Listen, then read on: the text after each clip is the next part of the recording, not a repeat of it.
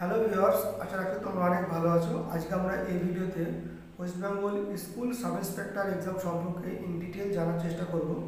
এর আগের ভিডিওগুলোতে আমি ওয়েস্ট বেঙ্গল সিভিল সার্ভিস মানে ডাব্লিউবিসিএস, তারপরে তোমার মিসলেনিয়াস, ওয়েস্ট বেঙ্গল ক্লার্ক, তারপরে তোমার ফুড সাব ইন্সপেক্টর, তারপরে তোমার আইসিএসএস সুপারভাইজার, এই সমস্ত এক্সাম নিয়ে কিন্তু ইন ডিটেল আমি আলোচনা করেছি। ভিডিওগুলি প্লে লিস্টে দেওয়া আছে, তোমরা চাইলে সেখান থেকে দেখে রাখতে পারো। তোমাদের এক্সামে কিন্তু অনেকটা হেল্প হবে। দেখো, আজকে আমরা এই ভিডিওতে in detail school sub inspector exam সম্পর্কে জানার চেষ্টা করব। দেখো, স্কুল সাব ইন্সপেক্টরের যে পোস্টটা, এটা একটা গ্রুপ এ অফিসার। পোস্টটা খুব একটা ভালো পোস্ট আমার।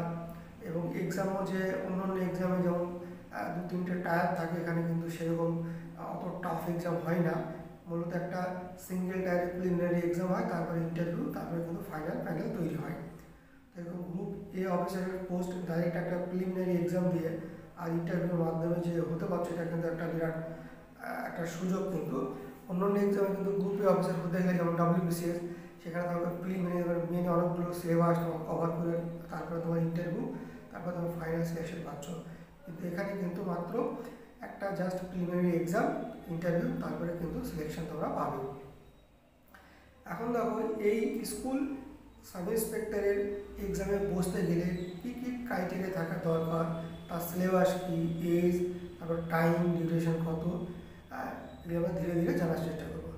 দেখো, স্কুল সাব ইন্সপেক্টরের এক্সামে বসতে গেলে গ্র্যাজুয়েশনে সেকেন্ড ক্লাস নাম্বার নিয়ে তোমাকে পাস করতে হচ্ছে, অথবা মাস্টার ডিগ্রি তোমাকে সেকেন্ড ক্লাস নাম্বার থাকতে হচ্ছে। মানে গ্র্যাজুয়েশনে তোমাকে 40% উপরে নাম্বার পেতে হবে, অথবা মাস্টার ডিগ্রি তোমাকে 40% উপরে নাম্বার পেতে হচ্ছে।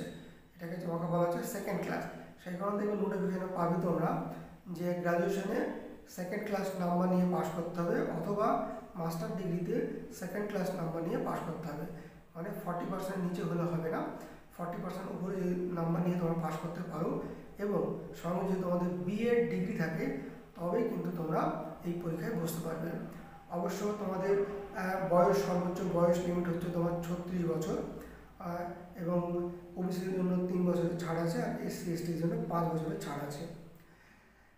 তাহলে আর তোমাকে বাংলা লিখতে পড়তে জানতে হচ্ছে। তো এই যদি তোমাদের ক্রাইটেরিয়া থাকে, তাহলে কিন্তু তোমরা এই এক্সামে বসতে পারবে। ডিএলএডের জন্য কিন্তু এই এক্সামটা নয়, শুধুমাত্র যারা বিএড পাস করেছো এবং সঙ্গে গ্র্যাজুয়েশনের সেকেন্ড ক্লাস নাম্বার আছে, অথবা মাস্টার ডিগ্রিতে সেকেন্ড ক্লাস নাম্বার আছে, মানে 40% উপর নাম্বার পেয়েছো, বাংলা লিখতে পড়তে জানো, তাহলে তোমরা কিন্তু এই এক্সামে বসতে পারবে। সর্বোচ্চ বয়স লিমিট হচ্ছে তোমার 36 বছর, ওবিসিরা 3 বছর ছাড় পাবে, এবং এসসি এসটিরা 5 বছরের ছাড় পাবে। এটা গেল তোমার ক্রাইটেরিয়া।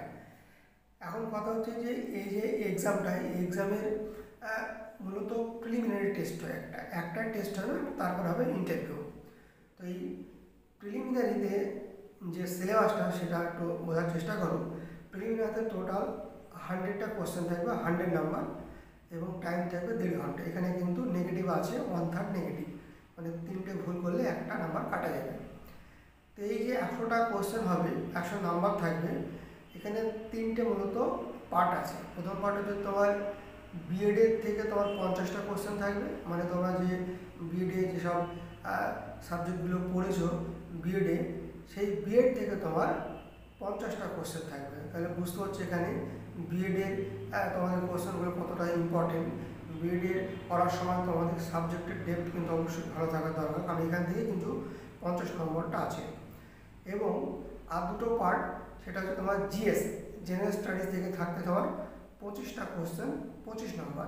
এই জেনারেল স্টাডিজ থেকে তোমার যেমন history, geography, polity, economics, current affairs, তারপরে তোমার স্ট্র্যাটেজিক্যাল কিছু পোর্শন, এই সমস্ত নিয়ে কিন্তু হচ্ছে তোমার জিএস, জেনারেল স্টাডিজ। এখান থেকে থাকবে তোমার 25টা কোশ্চেন, 25 নম্বর। আর একটা হচ্ছে তোমার অ্যারিথমেটিক, মানে পাটিগণিত। মাধ্যমিক লেভেলে তোমার পাটিগণিত থাকবে, সব চ্যাপ্টার থেকে মোটামুটি একটা করে পাবে। তো এখানে তোমার 25টা কোশ্চেন থাকবে, 25 নম্বর। তাহলে মাধ্যমিক লেভেলের পাটিগণিত থেকে থাকছে তোমার 25টা কোশ্চেন, 25 নম্বর। জেনারেল স্টাডিজ থেকে থাকছে তোমার 25টা কোশ্চেন, 25 নম্বর। এবং বিএড থেকে থাকছে তোমার 50টা কোশ্চেন, 50 নম্বর। তাহলে টোটাল হয়ে গেল তোমার 100টা কোশ্চেন, 100 নাম্বার, টাইম থাকবে তোমার 1.5 ঘন্টা। নেগেটিভ নাম্বার কিন্তু থাকছে 1/3 নেগেটিভ, মানে 3টে ভুল করলে একটা নাম্বার কাটা যাবে। এই গেল তোমার প্রিলিমিনারি সিলেবাস। অবশ্যই এখানে তোমার 4টে কোশ্চেন থাকবে, তাদের মধ্যে থেকে যেটা ঠিক সেটা তোমাকে ওভার শিটে গোল করতে হচ্ছে। তো খুব সাবধানে এক্সাম দিতে হবে যাতে করে নেগেটিভ না হয়, কারণ এখানে 3টে ভুল করলে একটা নাম্বার কাটা যাবে যেহেতু। তো খুব সাবধানে এক্সামটা দেওয়ার চেষ্টা করবে। এবার দেখো, এবার যেহেতু পিএসসি এক্সামটা কন্ডাক্ট করছে, মানে পাবলিক সার্ভিস কমিশন, এবং সিট অনুসারে একটা নির্দিষ্ট কাট অফ তৈরি হবে, এবং তোমরা যারা এই প্রিলিমিনারি টেস্ট কোয়ালিফাই করবে, যারা প্রিলিমিনারি পাস করবে, তারা তোমার ইন্টারভিউ যাবে।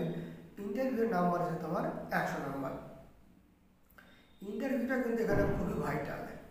কারণ কি দেখো, এটা এতটাই ভাইটাল যে শুধুমাত্র এই ইন্টারভিউয়ের নাম্বার উপর বেস করে কিন্তু ফাইনাল প্যানেলটা তৈরি হবে।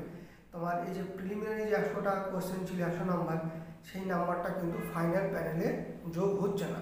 শুধুমাত্র ইন্টারভিউ যে 100 নাম্বার থাকছে, সেই 100 নাম্বার উপরে বেস করে কিন্তু ফাইনাল মেরিট লিস্ট তৈরি হবে, মানে ফাইনাল সিলেকশনটা হবে।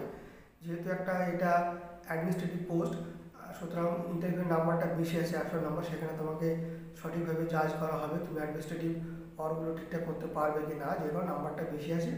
তো ইন্টারভিউর নাম্বারটা তোমাকে ভালো করে তুলতে হবে যাতে করে ফাইনাল সিলেকশনটা পাও। যেহেতু তোমাদের প্রিলিমিনারি নাম্বারটা ফাইনাল মেরিট লিস্টে যোগ হচ্ছে না, শুধুমাত্র ইন্টারভিউয়ের 100 নাম্বারটাই কিন্তু ফাইনাল মেরিট লিস্টে তোমার ডিপেন্ড করবে। খুব ভালো করে তোমার এক্সামটা ইন্টারভিউটা ফেস করে কোয়ালিফাই করার চেষ্টা করবে, তাতে তোমার ফাইনাল সিলেকশনটা হয়।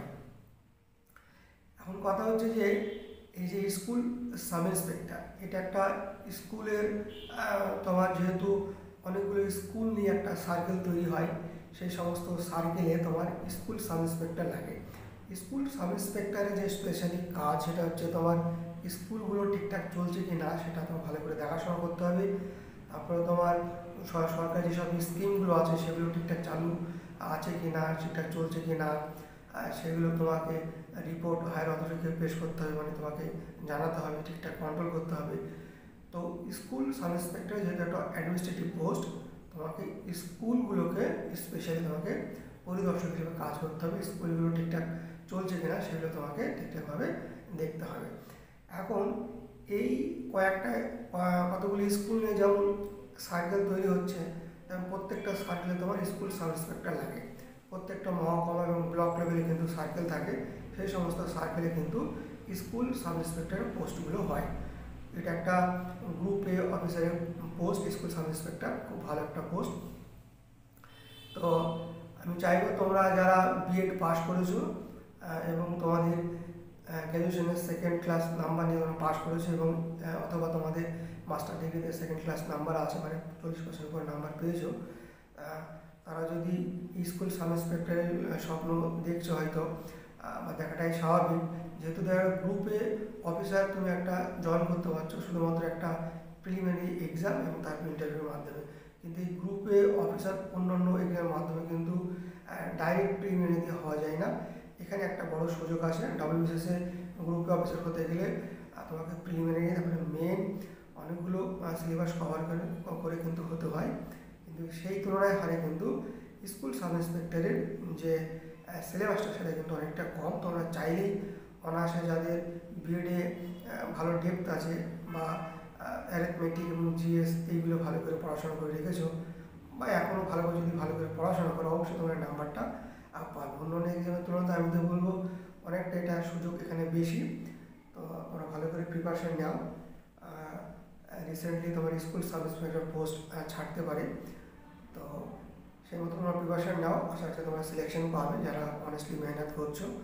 তাহলে আরেকবার আমি একটা সাম আপ করে দিই যে স্কুল সাব ইন্সপেক্টরের যে পোস্ট, সেটা তোমার কয়েকটা স্কুল নিয়ে যেমন সার্কেল তৈরি হয়, সেই সমস্ত সার্কেলে তোমার স্কুল সাব ইন্সপেক্টর লাগে। স্কুলগুলোকে মূলত তোমার পরিদর্শন এবং সেগুলোকে ঠিকঠাকভাবে চালনা করা এই স্কুল সাব ইন্সপেক্টরের কাজ। এবং এটা গ্রুপে একটা অফিসারের পোস্ট, এবং এটা প্রিলিমিনারি টেস্ট হয় এবং তারপরে ইন্টারভিউ হয়। প্রিলিমিনারি জাস্ট তোমার 100টা কোশ্চেন থাকে, 100 নম্বর, টাইম থাকে 1.5 ঘন্টা। নেগেটিভ মার্কিং আছে 1/3 নেগেটিভ, 3টে ভুল করলে একটা নাম্বার কাটা যাবে। এবং এই প্রিলিমিনারি যে নাম্বারটা সেই নাম্বারটা ফাইনাল মেরিট লিস্টে যোগ হয় না। ইন্টারভিউ যদি চান্স পাও প্রিলিমিনারি কোয়ালিফাই করার পরে, তাহলে ইন্টারভিউ 100 নম্বরে আছে, সেই 100 নম্বরের উপর বেস করে কিন্তু ফাইনাল মেরিট লিস্ট তৈরি হবে। এই ছিল কিছু ইনফরমেশন স্কুল সাব ইন্সপেক্টর সম্পর্কে। আশা রাখছি তোমাদের ভিডিওটি ভালো লেগেছে। এইভাবে ধীরে ধীরে আরও যেসব তোমার গভর্নমেন্ট এক্সাম হয়, যে সমস্ত পরীক্ষাগুলো আছে, সেই সমস্ত আমি পরীক্ষাগুলো নিয়ে একে একে আমি তোমাদের ভিডিওর মাধ্যমে তার syllabus in detail exam pattern আমি আলোচনা করব। তো সবাই ভালো থেকো, চ্যানেলের সাথে জুড়ে থেকো। Thank you so much for watching this video.